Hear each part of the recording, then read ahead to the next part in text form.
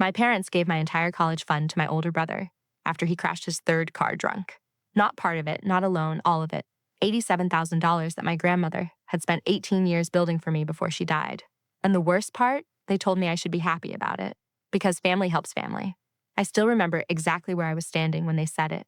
That memory burned itself into my brain like a cigarette pressed into skin. Our kitchen smelled like burned coffee and lemon cleaner. My mother was wiping an already clean counter because she did that whenever she was nervous. My father sat at the table, pretending to read the newspaper while avoiding eye contact like a coward. And my brother Derek, he sat there eating leftover lasagna like we were discussing the weather, like he hadn't just detonated my future. I was 19. 19 years old and stupid enough to still believe my parents loved me equally. That was my first mistake. You're young, my mother said softly, like she was explaining something reasonable. You can rebuild your savings. Rebuild like $87,000 was pocket change. Like I hadn't spent my entire childhood sacrificing everything because they told me college mattered. No school trips, no expensive hobbies, no birthday parties at fancy places. No car when I turned 16. Meanwhile, Derek got everything: cars, gaming systems, designer clothes, bail money, second chances, third chances, infinite chances. Because Derek had potential. That phrase used to make me physically sick. My father finally folded his newspaper and sighed dramatically like he was somehow the victim in this conversation. Your brother made mistakes, he said, but his life would have been ruined without help. I actually laughed. I couldn't help it. That hollow kind of laugh people make right before they completely lose faith in humanity. And mine won't be, I asked. Silence. That silence told me everything. My future was acceptable collateral damage. Because Derek mattered more. He always had. The signs were there long before the money disappeared. I just spent years gaslighting myself into believing things would eventually balance out. They never did. When Derek failed classes in high school, my parents hired tutors. When I got straight A's, my father asked why one grade was a 93 instead of a 95. When Derek totaled his first car at 17, my mother cried and called him overwhelmed. When I accidentally scratched Dad's truck backing out of the driveway, he didn't speak to me for 8 days. When Derek got arrested at 21 for fighting outside a bar, they emptied savings to hire him a lawyer. When I worked 2 jobs through high school to help buy my own textbooks, they called me independent. You know what's funny? People outside the family thought I was the favorite because I was the responsible one. Teachers loved me, neighbors praised me, relatives bragged about me. But inside the house, I was infrastructure, not a child. Infrastructure doesn't get celebrated. It just quietly holds everything together while everyone steps on it. And Derek knew it too. That smug bastard weaponized it his entire life. The thing about golden children is they become addicts eventually. Maybe not to drugs, maybe not to alcohol, but definitely to immunity. Derek was addicted to consequences never applying to him, and my parents were his dealers. After they told me the money was gone, I just stood there staring at them because my brain genuinely couldn't process it. You already transferred it, I asked quietly. My mother avoided my eyes again. That told me the answer before she spoke. It already went toward his legal fees and debts. Debs. I found out later those debts included a jet ski. A jet ski. I wish I were joking. Apparently, while I was spending summers stocking shelves at a grocery store and skipping meals to save money, Derek was financing toys he couldn't afford. And my parents erased the consequences using my future. I walked upstairs after that conversation feeling numb, not angry yet. Anger came later. At first it was grief, real grief, like someone had died because something had died. The version of me that still believed hard work guaranteed safety. That person died in that kitchen. I locked myself in my room and stared at college acceptance letters spread across my desk. 3 universities, scholarships covering partial tuition, plans, dreams, all suddenly poisoned. I remember opening my laptop and calculating student loan estimates with shaking hands. By the 3rd website, I couldn't see properly because I was crying too hard. Not dramatic movie crying either, the ugly kind. The humiliating kind where your chest hurts and mucus gets everywhere, and you realize nobody is coming to save you.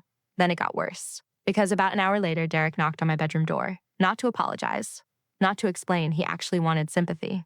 I know you're upset, he said, leaning against the doorframe like some fake motivational speaker. But Mom and Dad are stressed too. I stared at him. I genuinely think something inside me fractured permanently in that moment. You stole my college fund. His jaw tightened immediately. I didn't steal anything, of course. That word bothered him. Not the action, just the wording. They offered to help. You accepted. They're my parents too. That sentence still makes my blood boil. Because technically he was right. They were his parents too. They just weren't really mine. Not in the way that counted. You'll recover, he said eventually. You're smart. There it was again. That twisted compliment people use when they want permission to screw you over. You're smart. You're strong. You'll figure it out. Translation? We've decided your suffering is more convenient than theirs. I told him to get out. He rolled his eyes like I was overreacting and walked downstairs. Then I heard them laughing 20 minutes later while watching television. Laughing. That detail haunted me for years, because I couldn't imagine destroying someone's future and then casually watching sitcoms afterward. But guilt requires empathy, and entitlement kills empathy. Over the next few weeks, my parents transformed into completely different people anytime college came up. Suddenly, they were anti-university. Suddenly, student loans build character. Suddenly, successful people don't need expensive schools. Funny how their philosophies changed only after they spent my money. My mother even suggested community college, like she deserved a medal for the idea.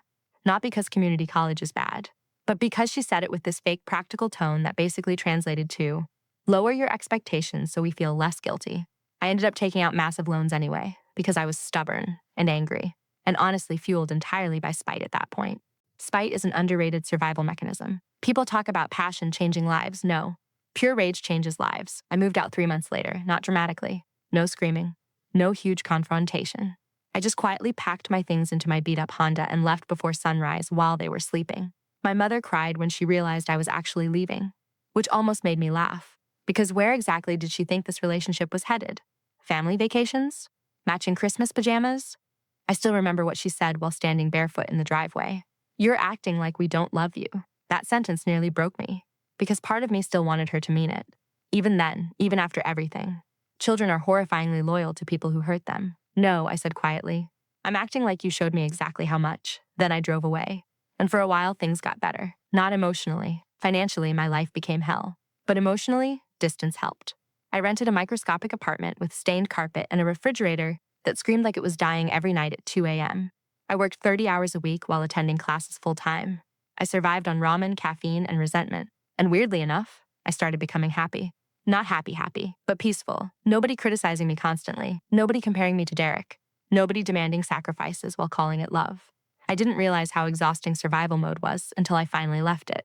Then Derek called me one night at almost midnight. We hadn't spoken in nearly 6 months. I almost ignored it. I should have. You need to come home, he said immediately. No hello. No apology. Just entitlement. Silence. Then, Dad had a mild heart attack. That sentence hit me like ice water. Despite everything, panic exploded through me instantly. Because abuse doesn't erase attachment as cleanly as people think. I drove 2 hours back to my hometown that night. And the second I walked into the hospital waiting room, I knew something was wrong. Not medically. Emotionally, my mother hugged me too tightly. Derek avoided eye contact. My father looked embarrassed instead of sick. That combination triggered every alarm in my brain. What happened? I asked carefully. Dad had survived mild blockage, stress-related.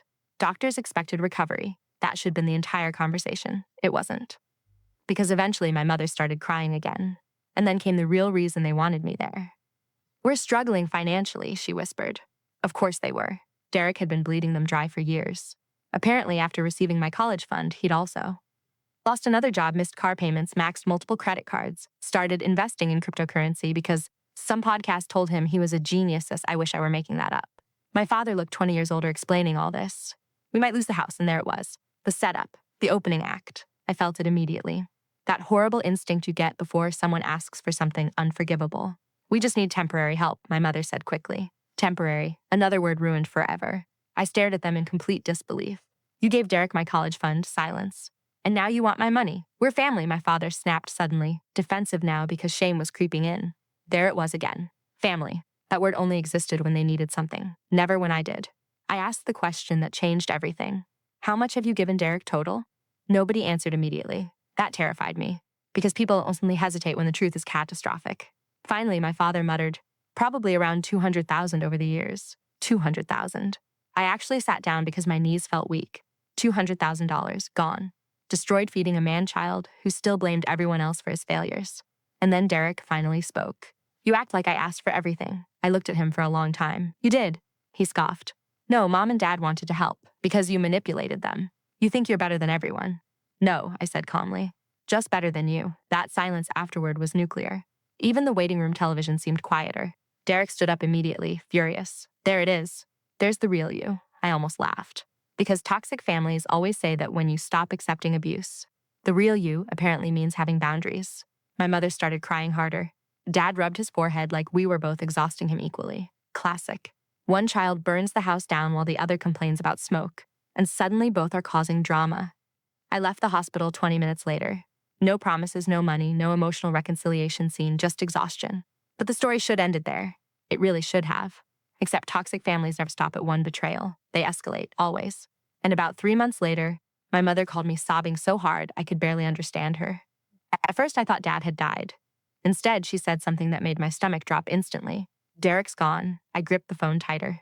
What do you mean, gone? He disappeared. Apparently, Derek had drained what remained of their savings, forged my father's signature on a loan document, and vanished with his girlfriend sometime during the night. $43,000 gone. Just gone.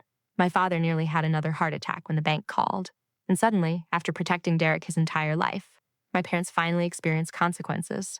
Real ones. The mortgage was behind. The utilities were late. Collection agencies were calling nonstop. And for the first time ever, Derek wasn't around to absorb blame because he'd abandoned them completely. You'd think I felt satisfied. I didn't. That's the ugly truth nobody talks about with family betrayal. Sometimes watching people destroy themselves just feels sad. I drove home again the following weekend because, despite everything, some pathetic part of me still cared. The house looked different immediately. Neglect changes places fast. Dead grass. Overflowing mailbox. Curtains permanently shut. Inside smelled stale and anxious. My father looked hollow. My mother looked terrified. And suddenly I saw something I'd never seen before. Not authority, not manipulation, weakness. Real weakness. The illusion had cracked. For the first time in my life, my parents looked small. And honestly, that scared me more than their cruelty ever did. Because cruel people still feel powerful. Broken people become desperate. And desperate people do dangerous things. I didn't know it yet. But they were about to make me an offer so selfish, so manipulative, so unbelievably entitled, that it would finally destroy whatever remained of our family forever. You could move back home, my mother said it carefully, softly, like she was offering me something generous instead of preparing to chain me to a sinking ship. We were sitting at the kitchen table again. Same kitchen where they told me my future was worth less than Derek's bad decisions. Funny how trauma always circles back to the same rooms. Rain tapped against the windows while the old ceiling fan clicked overhead in that irritating uneven rhythm I remembered from childhood. Click, click, pause, click. I used to lie awake listening to that fan, while wondering why nothing I did was ever enough for them. Now I sat there at 24 years old, realizing the answer was brutally simple. Because I was useful, and useful people don't get protected, they get consumed. I'm not moving back in, I said flatly. My father exhaled through his nose immediately. Irritation. Disappointment. Maybe both. You didn't even hear the full idea. I already knew I was going to hate the full idea. My mother folded her hands together tightly. We were thinking maybe you could help temporarily with the mortgage. There it was. The real ask. Not emotional support. Not reconciliation. Money. Always money. How much? Dad answered quietly. $3,000 a month. I almost choked. $3,000. I was working full-time while drowning in student debt because of them. And they wanted $3,000 monthly to save the house Derek destroyed. No, I answered instantly. Not emotional, not angry, just no, and honestly, that shocked them more than yelling would. Because my entire life they'd trained me to negotiate against myself, to feel guilty, to soften, to cave. But exhaustion changes people, and I was exhausted down to the bone. My mother's eyes is immediately filled with tears again. That woman could cry on command like a defense mechanism. We're trying so hard, she whispered. I looked around the kitchen slowly. The expensive espresso machine Derek convinced them to buy still sat on the counter. The massive television in the living room still blared cable channels they couldn't afford. My father still drove a truck with payments higher than my rent. They were trying the same way people bail water out of a boat while refusing to patch the hole. You need to sell the house. Dead silence, that sentence landed like an insult. Because people like my parents don't see houses as property. They see them as identity, status, proof they succeeded, even if they're drowning to keep it. My father's jaw tightened immediately. This is our home. You can't afford your home. We've lived here 26 years. And that word came out colder than I intended. But honestly, I was tired of pretending reality was negotiable. My mother looked horrified at my tone. I almost laughed. They stole my future and somehow still expected gentleness. Dad leaned back in his chair and crossed his arms. You make good money now. Not good enough for this. Not good enough to fix 20 years of enabling Derek. Not good enough to save people actively refusing accountability. I make enough to survive, I replied. You're selfish. That came from Derek. Because of course it did. I hadn't even noticed him walk into the kitchen. He looked awful. Worse than before, pale skin, bloodshot eyes, cheap cologne trying unsuccessfully to cover stale alcohol. And suddenly something clicked in my brain. He hadn't disappeared permanently. He'd come back. Of course he had. Parasites always return to the host eventually. My mother stood instantly. Derek, honey, sit down, honey. 28 years old and still honey after forging loan documents and bankrupting his parents. Unbelievable. He dropped into the chair beside Dad and glared at me. You abandoned this family. That sentence actually made me smile. Not happily. The kind of smile people make right before a fight turns ugly. I abandoned this family? You left when things got hard. I stared at him for several seconds. Then I laughed, a real laugh this time. Sharp, mean, disbelieving. You stole my college fund. I said I was sorry. No, you didn't. Silence. Because he genuinely hadn't. Not ever. He shifted uncomfortably before immediately getting defensive again. You act like your life is so terrible. My student loans say hello. You chose college. There it was. That twisted rewriting of history toxic people do when reality makes them uncomfortable. You chose college, as if I also chose having my savings stolen. You forged Dad's signature. Dad immediately raised a hand. We're handling that privately. Translation? No consequences again, no police report. No accountability. Just another secret buried under the family rug until the entire house collapsed from rot. I looked at my father in complete disbelief. He committed fraud. He's still my son. And I'm what exactly? Nobody answered. That hurt more than I expected, even after everything. There's something uniquely painful about realizing your parents can love someone unconditionally, while every ounce of affection toward you comes with performance requirements. Derek leaned back smugly again because he knew exactly what silence meant. He always knew. That's what years of favoritism does to people. It turns them arrogant, reckless, cruel, because deep down, they know someone else will absorb impact for them. My mother tried switching tactics then. Classic emotional redirection. We've all made mistakes. No, absolutely not. I was done letting them flatten reality into something comfortable. No, I said calmly. Derek made mistakes. You enabled them. And now you want me to finance the consequences. The room went still again. That's the thing about truth in dysfunctional families. Nobody reacts like you said something wrong. They react like you broke an unspoken agreement. Dad slammed his hand against the table hard enough to rattle silverware. You think you're better than us because you went to college? No, I said quietly. I think I survived despite you. That one hit. I saw it immediately. Dad looked genuinely wounded for a second before anger covered it again. My mother started crying harder. Derek rolled his eyes dramatically like I was exhausting him. God, I hated him. Not just because of the money, because of what he represented. He was living proof that my parents understood unconditional love perfectly. They just reserved it for him. I left 20 minutes later after another circular argument that accomplished nothing. And honestly, that should have been the last conversation. I knew that. Any sane person would cut contact completely. But trauma creates this horrible loop where abused children keep returning, hoping eventually the people hurting them will transform, like emotional gamblers feeding coins into broken machines. Maybe this time. Maybe now they'll love me properly. Maybe now they'll see me. They almost never do. A week later, my mother started calling constantly. Not once, constantly. Voicemails, texts, emails. At first, they sounded desperate, then emotional, then manipulative. We're family. Your father isn't doing well. You know how stressed we are. We sacrificed so much raising you. That last one nearly made me throw my phone across the room. Sacrificed. Parents love using that word after spending 18 years treating basic responsibilities like noble charity work. I ignored most of the messages. Then one Thursday night she sent, "If we lose this house, it will kill your father."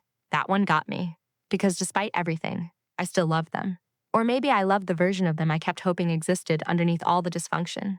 Either way, guilt dragged me back again. Mistake. Huge mistake. When I arrived at the house that weekend, there were 3 unfamiliar cars parked outside. For a second, I thought maybe relatives were visiting. Then I walked inside and realized something horrifying immediately. The house was staged. Candles lit, dining table set, wine glasses out. My mother wearing makeup she clearly spent extra time on. And sitting in the living room were my Aunt Linda and Uncle Scott. Fantastic. An ambush. I should turned around immediately. Instead, I stood there frozen while everyone suddenly acted awkward, like they knew exactly how disgusting this setup was. "There she is," Aunt Linda said too brightly. I already wanted to die. Family interventions are horrifying when you're the only sane person in the room. Dad motioned toward the couch. "Sit down. No hello. No normal conversation." Straight into emotional execution. I sat because honestly I was too stunned not to. Then came the performance. My mother cried. Dad looked tired. Aunt Linda gave me disappointed looks like I'd personally set fire to an orphanage. And Derek? Derek sat quietly pretending to be humbled for once in his life. That scared me most. Because narcissists only act humble when they want something huge. "We're worried about this family," Aunt Linda began carefully. Here we go. I already knew how this conversation would unfold. Because toxic families all use the same script. Step 1, minimize abuse. Step 2, pressure the reasonable person. Step 3, call boundaries selfish. My uncle cleared his throat awkwardly. "Your parents are struggling. I know, and you're in a position to help." "There it is," I muttered. Dad's expression hardened immediately. "Why are you acting so hostile?" "Because you invited extended family to pressure me into financing your bad decisions, like some kind of financial hostage negotiation." That's why. Aunt Linda leaned forward sympathetically. Honey, families go through hard times. I looked directly at her. Did they tell you they gave Derek my college fund? Silence. Interesting. Very interesting. Because apparently that detail hadn't made the presentation. My mother immediately jumped in. That's not what this is about. No, I said slowly. It's exactly what this is about. You could actually feel tension spreading through the room. Aunt Linda looked confused now. Dad irritated. Derek furious. Good. Let everyone feel uncomfortable for once. I explained everything calmly. The fund, the debt, the forged signature, the years of favoritism. And the entire time my parents looked less embarrassed about their behavior than angry I was exposing it. That told me everything. Truth threatens dysfunctional systems more than abuse ever does. When I finished speaking, nobody said anything for several seconds. Then Aunt Linda looked at my parents with genuine disbelief. You took her college money. Mom immediately started crying again. It wasn't like that. It was exactly like that, I interrupted. Dad stood suddenly. You always exaggerate. That snapped something inside me, because that had been my entire childhood. Minimize, dismiss, rewrite, repeat. I stood too. You know what? Fine, let's talk facts. I pointed at Derek. How many jobs have you had in the last 10 years? He glared silently. How many cars have Mom and Dad paid for? Silence. How many times have they bailed you out financially? Stop attacking me, he snapped. There it is, I said. You can bankrupt everyone around you, but the second someone says it out loud, suddenly you're the victim. Mom stood crying harder now. This family is falling apart. No, I said quietly, this family fell apart years ago. I just stopped pretending. Then Derek made the biggest mistake of his life. He laughed. Not nervous laughter, mocking laughter. You think you're such a martyr, that word, martyr, like surviving their dysfunction was some performance. I looked directly at him. You know what your problem is? Oh, here we go. No one ever let you fail. Silence. You've spent your entire life protected from consequences, and now you're almost 30 with nothing. No savings, no stability, no accountability. You're not a victim, Derek. You're what happens when parents confuse enabling with love. The room exploded. Dad yelling. Mom crying hysterically. Derek standing up screaming. Aunt Linda trying to calm everyone down. Absolute chaos, and in the middle of it all, I suddenly felt weirdly calm. Because for the first time in my life, I wasn't afraid anymore. Not of disappointing them. Not of angering them. Not of losing them. You can't lose something you never really had. Derek shoved my shoulder hard. Not enough to injure, just enough to intimidate. Or at least he thought. Dad immediately grabbed him. Enough. But the damage was done. Not physically, emotionally. Because suddenly I saw the entire family dynamic with horrifying clarity. I wasn't their daughter. I was their emergency backup system. The responsible child existed to stabilize damage created by the favorite child. That was my role. That had always been my role.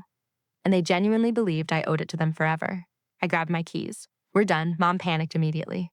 What does that mean? It means stop calling me for money. Dad's face darkened. So that's it?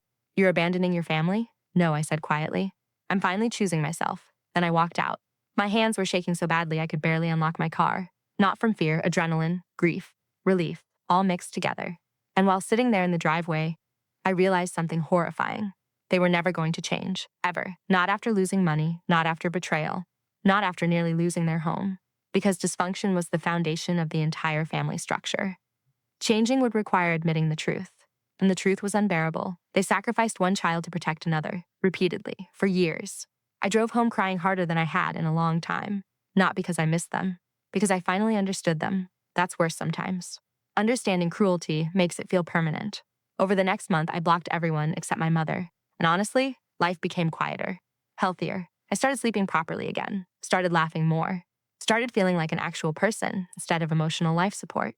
Then one Monday morning, I got a call from an unknown number while at work. Normally, I ignored unknown calls. Something told me not to. Hello? Is this Olivia Harper? Yes, this is Officer Menj with County Police. My stomach dropped instantly. There's no normal reason police call you at 10:30 in the morning. We need you to come identify a family member. Everything inside me went cold. For one horrible second, I thought Dad was dead. Then the officer said, "It's regarding your brother Derek." And suddenly, everything got worse. County police stations all smell the same. Burnt coffee, cheap disinfectant, stress. I sat in a hard plastic chair gripping my phone so tightly my fingers hurt, while Officer Mendez flipped through paperwork across from me. And the entire time, my brain kept trying to convince itself this was all some misunderstanding. Maybe Derek got arrested again. Maybe he was drunk somewhere. Maybe your brother was involved in financial fraud. The sentence hit like a brick. Not because I was surprised Derek committed fraud, because I instantly knew how bad it had to be for police to contact me. Officer Mendez slid a photograph across the desk. It was Derek, thinner, disheveled, standing beside a woman I vaguely recognized as his girlfriend, Kelsey, both entering a bank. He used your father's identity to secure multiple loans, the officer continued, then attempted to open additional accounts using stolen family information. Family information. My stomach dropped. What family information? He looked at me carefully. Your social security number was among the documents recovered. I actually stopped breathing for a second. That cold, weightless panic flooded my chest instantly. No, I whispered. Officer Mendez nodded grimly. We believe he intended to open credit lines in your name. I stared at the table. Then suddenly everything started connecting in my brain all at once. The weird emails. The random credit notification I ignored 2 weeks earlier. The unknown hard inquiry on my banking app. Derek wasn't just bankrupting my parents anymore. He was coming for me next, and honestly, that was the moment something inside me finally died completely. Not my love for him. That had died years ago. No. This killed the last tiny piece of guilt I still carried toward my family. Because even after everything, even after the stolen college fund, even after the manipulation, I still never truly believed they'd let him destroy me completely. I was wrong. Officer Mendez explained the rest carefully. Derek and Kelsey had been running scams for months, fake loans, identity fraud, stolen credit applications. Apparently, they'd gotten desperate after burning through cash in another state. And eventually, desperation makes stupid people sloppy. They got caught trying to withdraw money using forged documents. What happens now? I asked quietly. There'll be criminal charges. I nodded slowly. And then came the question I dreaded. Have your parents contacted you recently? I laughed. A short, exhausted laugh. Constantly. The officer exchanged a look with another detective nearby before speaking carefully. We believe your parents may have been aware of some financial activity. There it was. The final rot underneath everything. Complicity, not shock, not betrayal. Complicity. I drove straight to my parents' house afterward. Not emotionally, not angrily. Calm. That kind of terrifying calm people reach when grief burns itself out completely. Rain hammered the windshield the entire drive. By the time I pulled into the driveway, my mother was already outside waiting, which meant police had contacted them too. She looked horrible, mascara smeared, hair messy, face pale good. For once, the outside matched the inside. The second I stepped out of the car, she rushed toward me. Olivia, please listen. Did you know? Straight to it. No greetings, no softness left. Her face crumpled immediately. That answered the question. You knew. We were trying to handle it. Handle it. God, that family loved euphemisms. You knew Derek had my information? He said he just needed time. I actually laughed in her face. A real one. Disbelieving. He tried to steal my identity. He's your brother. There it is. That sentence exploded out of me before I could stop it. There it is, the excuse, the shield. The pathetic little phrase they used to justify every horrible thing he'd ever done. Your brother. As if DNA erased consequences. Dad opened the front door then. He looked exhausted, defeated, old. For the first time in my life, he didn't look intimidating at all. Just pathetic. We can fix this, he said quietly. No, I replied. You can't. And finally, my father cracked. Not angrily, not defensively. He just sat down heavily on the porch step and buried his face in his hands. I don't know what happened, he whispered. I stared at him. And honestly, that was the first truthful thing I'd ever heard him say. Because they genuinely didn't know what happened. That's the terrifying part. People like my parents think enabling is love for so long that by the time reality arrives, it's too late. Derek didn't become this overnight. They built him. Every excuse, every bailout, every consequence they erased, brick by brick. They created a man who believed other people existed to absorb damage for him. And eventually he expanded the target list. First them, then me, then whoever came next. Mom sat beside Dad crying quietly. We just wanted to help him. I know, and I meant it. That's what made everything tragic. Not evil, weakness. They loved him so blindly they destroyed everyone around him trying to save him from himself. Including him, especially him. Dad finally looked up at me. What do we do now? That question hung in the air for several seconds. And suddenly I realized something huge. They were asking me to save them again. Not financially this time, emotionally. They still wanted me to stabilize the wreckage. To guide them, to absorb the pain, same role, different disaster. And for the first time in my life, I refused. You deal with it, I said quietly. Mom looked stunned. Dad looked shattered. Good. Because reality should shatter people sometimes, especially after decades avoiding it. You're leaving, Mom whispered. I looked at the house. My childhood home. The place where I learned achievement mattered less than usefulness. The place where I slowly convinced myself love had to be earned through sacrifice. The place where my future got traded for Derek's comfort. And suddenly, it didn't feel like home at all. It was never my job to save this family. Then I left. And this time, I meant it. No more emergency calls, no more guilt trips. No more emotional hostage situations disguised as family loyalty. Done. Completely done. 3 months later, Derek accepted a plea deal, identity fraud, forgery, financial theft. Prison time. Not a lot, but enough. I didn't attend sentencing. I didn't need closure from him anymore. The court records were closure enough. Meanwhile, my parents lost the house. Turns out decades of terrible financial decisions eventually catch up with people. Who knew? They moved into a tiny apartment across town after the foreclosure finalized. My mother called me crying the day they handed over the keys. I almost answered. Almost. Then I remembered being 19 years old staring at college loan calculators while they laughed downstairs watching television. I let the phone ring out. That sounds cruel. Maybe it is. But healing sometimes looks cruel to people who benefited from your self-destruction. Over the next year, something strange happened. My life got better. Like, dramatically better. Without constant family chaos draining me, I actually had energy. I got promoted. Paid down debt aggressively. Started therapy, real therapy. Not the fake family is everything nonsense I grew up hearing. And therapy forced me to confront something ugly. I didn't just resent my parents. I mourned them. Because part of me had spent my entire life chasing people who didn't exist. The loving mother, the protective father, the supportive family. Those people were fantasies. And grieving fantasies hurts in a uniquely humiliating way. But once I accepted that, everything changed. I stopped blaming myself for never being enough. You can't earn unconditional love from people who only understand conditional attachment. That realization saved my life. About 2 years later, I ran into my mother accidentally at a grocery store. She looked smaller somehow, older. She froze when she saw me, then immediately started crying. Of course. We stood there awkwardly beside frozen foods while other shoppers pretended not to stare. "How are you?" she asked quietly. And weirdly enough, I was okay, actually okay, not surviving. Not coping. Okay, I'm good. She nodded slowly like that answer hurt. Good, it should hurt. Not because I wanted revenge anymore. Because consequences matter. She started apologizing then. Real apologies this time. Not excuses, not guilt manipulation. Actual apologies. Too late. That's the thing nobody tells toxic parents. One day the child they ignored stops needing them. And once that happens, the power dynamic dies forever. "I do love you," she whispered. I believed her. That was the saddest part. I think my parents did love me in their own broken way. It just wasn't enough. Love without protection is meaningless. Love without accountability becomes poison. And love that constantly demands sacrifice stops feeling like love eventually. Before leaving, my mother asked the question I knew was coming. "Do you think we can ever be a family again?" I looked at her for a long time, then answered honestly. No, she cried harder after that. But I didn't, because grief had finally finished with me. I walked out of that grocery store feeling lighter than I had in years. Not victorious, not angry. Free. And a few weeks later, I got the final piece of closure unexpectedly. A letter from Derek. Prison-issued envelope. I almost threw it away unopened. Instead, I sat at my kitchen table and read it slowly. It was 6 pages long, mostly excuses. Some self-pity, a little blame, classic Derek. But near the end, there was one sentence that actually mattered. "You were always stronger than the rest of us." I stared at that line for a long time. Because my entire childhood, they weaponized that idea against me. You're stronger. You're smarter. You'll survive this. But sitting there alone in my apartment, I finally understood something. Strength wasn't why I survived them. Distance was. Boundaries were. Walking away was. People think revenge is destruction. It isn't. Real revenge is refusing to keep bleeding for people who would never do the same for you. So I shredded the letter, made dinner, paid another chunk off my student loans. And for the first time in my life, the future actually felt like mine.